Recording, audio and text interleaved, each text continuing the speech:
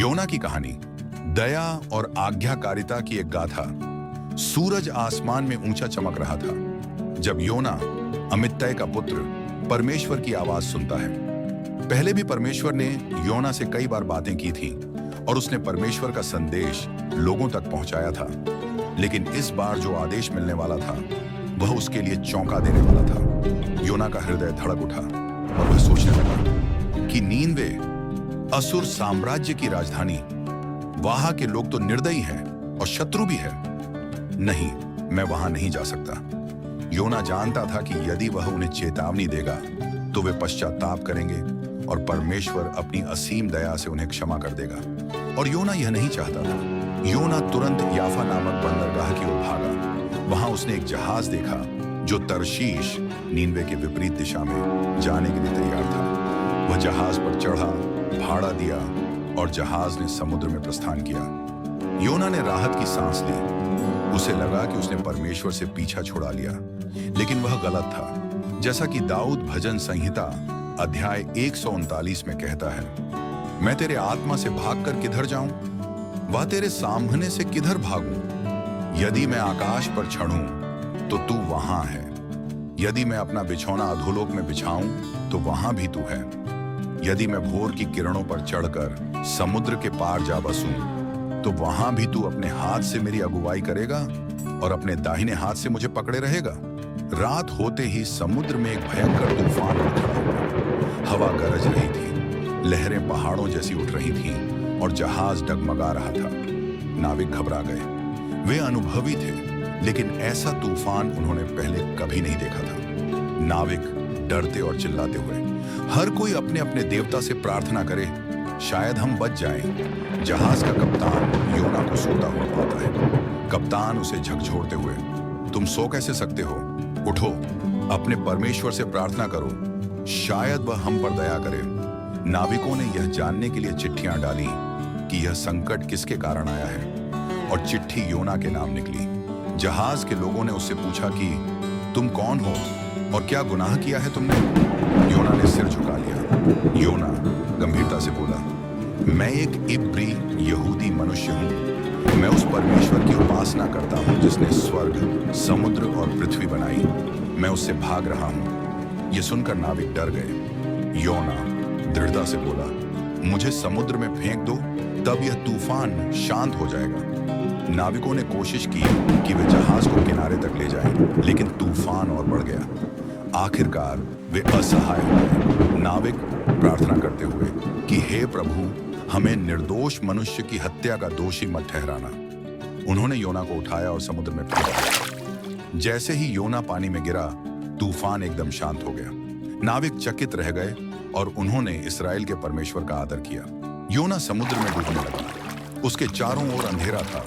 पानी की गहराइयां उसे निगल रही थी। तभी अचानक एक विशाल मछली आई और उसे निगल गई। योना अब 3 दिन और 3 रातों तक मछली के पेट में फंसा रहा। वहां अंधकार के बीच उसने यहोवा से प्रार्थना की, हे प्रभु, मैंने तेरे विरुद्ध पाप किया है। मैं मरा हुआ था, लेकिन तूने मुझे बचाया। मैं अपने उद्धार के लिए तेरा धन्यवाद करता हूं। तेरा प्रेम अनंत है। परमेश्वर ने उसकी प्रार्थना सुनी। तीसरे दिन मछली ने योना को किनारे पर उगल दिया। परमेश्वर ने योना से कहा, योना उठो, नीनवे जाओ और वही संदेश सुनाओ जो मैंने तुझे दिया था। इस बार योना ने आज्ञा मानी। योना नीनवे के नगर द्वार में प्रवेश किया। यह नगर इतना विशाल था कि उसे पार करने में 3 दिन लगते। योना नगर में प्रवेश करते ही चिल्लाते हुए कहने लगा, 40 दिनों में नीनवे नष्ट कर दिया जाएगा। नगरवासियों ने यह सुना और डर गए। उन्होंने अपने पापों को स्वीकार किया और पश्चाताप किया, और परमेश्वर के वचन की प्रतीत की और उपवास का प्रचार किया गया, और बड़े से लेकर छोटे ने टाट ओढ़ा और मन फिराया। यह खबर नीनवे के राजा तक पहुंची। राजा अपने सिंहासन से उठा, अपनी शाही पोशाक उतार दी और टाट, कठोर कपड़ा पहन लिया और राख में बैठ गया, जो कि पश्चाताप का प्रतीक था। राजा ने घोषणा करवाई कि हर व्यक्ति और पशु उपवास करें। हम परमेश्वर से प्रार्थना करें कि वह हम पर दया करे और हमें नष्ट न करे। और सचमुच पूरे नीनवे नगर ने पश्चाताप किया। राजा ने प्रधानों से सम्मति लेकर नीनवे में इस आज्ञा का ढिंढोरा पिटवाया, सुनो, सुनो, सुनो। राजा का आदेश है कि क्या मनुष्य, क्या गाय बैल, क्या भेड़ बकरी या अन्य पशु कोई कुछ भी न खाए। वे न खाएं और न पानी पिए।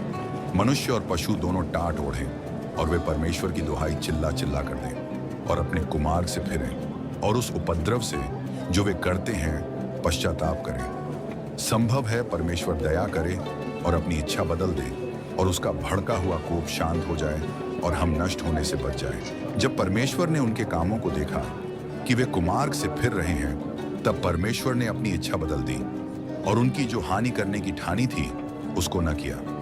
इन सब बातों के बाद योना उस नगर से निकलकर उसकी पूरब की ओर बैठ गया और वहां एक छप्पर की छाया में बैठा हुआ यह देखने लगा कि अब उस नगर का अंत कैसे होगा। तब यहोवा परमेश्वर ने एक रेंड का पेड़ उगाकर ऐसा बढ़ाया कि योना के सिर पर छाया हो, जिससे उसका दुख दूर हो।